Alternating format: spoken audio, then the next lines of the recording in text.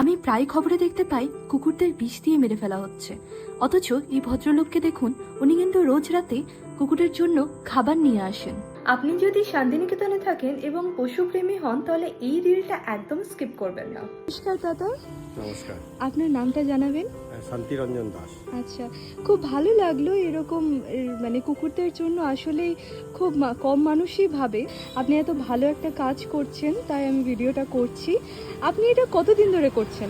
এটা ঠিক করোনার সময় থেকে শুরু করেছি, কারণ করোনার সময় তখন অনেকে খেতে দিতে পারছিল না, কুকুরগুলো তখন খেতে পারছিল না, যার জন্য সেইখান থেকে ওটা করাটা শুরু হয়েছে আমার।